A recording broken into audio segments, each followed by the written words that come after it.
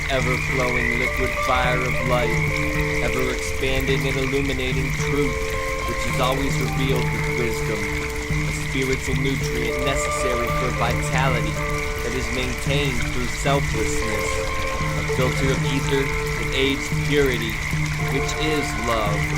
Love, a limitless paper lantern floating into infinity on the intentions and actions of initiates of the mysteries.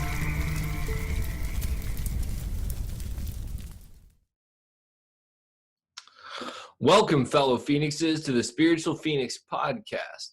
I'm your host, Ross Cessna, and together we are the Spiritual Phoenix. The intent of this show isn't to tell you what to think, but to get you to think and originally articulate yourself in a way that is uplifting. We are the artists of our lives, and today is a blank canvas. Let's collectively create a better tomorrow. And now I'd like to get into what we're grateful for today.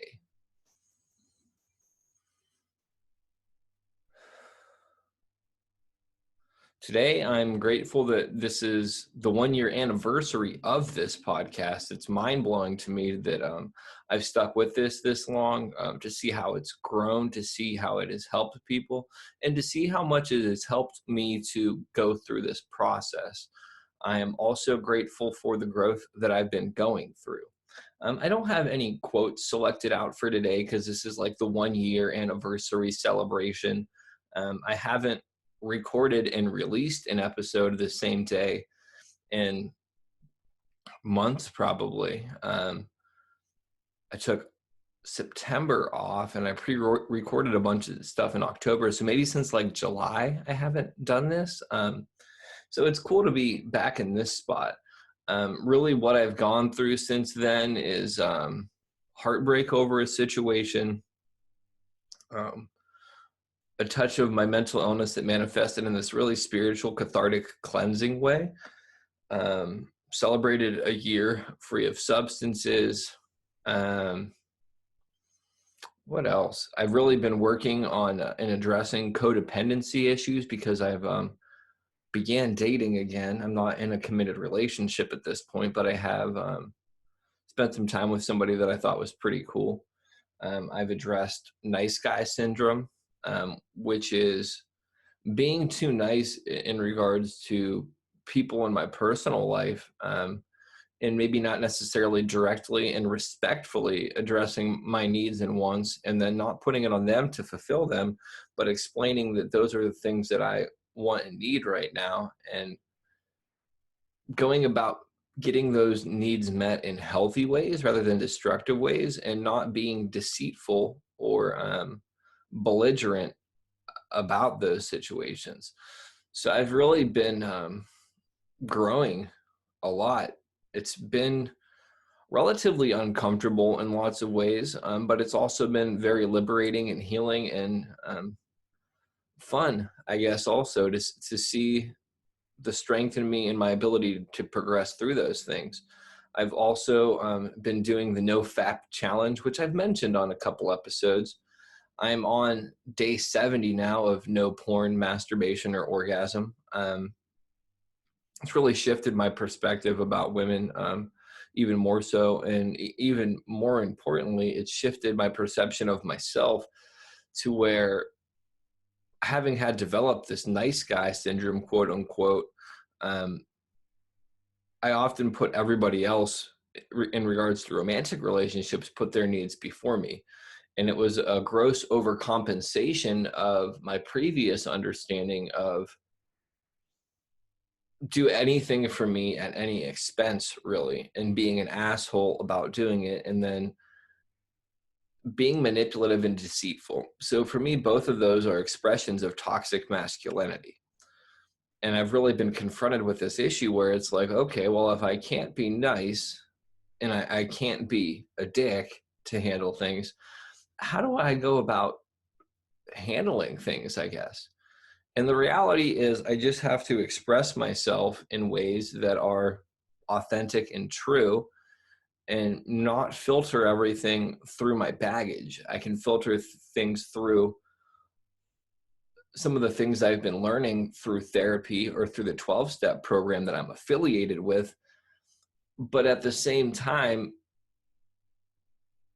sometimes what I have to do might be in conflict of my understanding of those things. And it doesn't mean that it's indirect conflict. It means that it's more about how I perceive things, because just because I perceive something to be so doesn't mean that it is. Recently, in having to express my needs and my wants to somebody and leaving it up to them to decide, um, I put it out there in a direct fashion, in a respectful fashion, and ultimately said, it's up to you to determine. Like, I still want to be cool with you. And part of the reason I'm doing this is being cool with you, but I need some kind of understanding of what you want to come from this, I guess. And that's frightening as hell to me, because typically my response would be to sit there and make these covert contracts of like, if I do this, then this should happen. And then it doesn't happen, then I get pissed off. The other alternative would be not talking about what's going on in my head, getting angry at them without explaining how I feel, the way that I feel, and what I would like to be done. And then in calmly expressing what I want and need without trying to control the outcome of it and leaving it up to them to determine if that's something that they want. It's frightening in some ways, because I have all these different things that I've learned on how to deal with situations. Also, attaching codependency to patriarchy was mind-boggling to me, to see how all of these like subtle and manipulative ways I had created in my life to control the outcome of situations. And here's the funny thing. Here's the real kicker. After all these years of using those covert contracts and sometimes intentionally, sometimes unintentionally attempting to manipulate situations by the way that I confronted them, I never learned that it doesn't work. It never goes how I want it to, and I'm never happy if I do that. So being in a position now where I'm just directly stating what it is that I want and need in my life, and not putting on the other person to fulfill those unless that aligns with their own, with themselves, really, and not putting it on them to do it. I don't know what the outcome is yet. I really don't. But I do know that I feel a lot better because I don't feel like a victim to myself, to my own needs and wants. And I don't feel like my wants and needs are dependent upon the outcome of the other person. I'm okay no matter what. And it doesn't negate that I care about this person. It doesn't make them a bad person.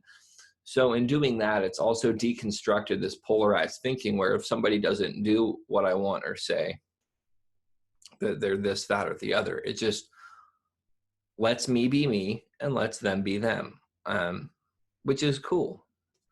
So I can still also work towards being there for other people, but I have to show up for myself in a more real way.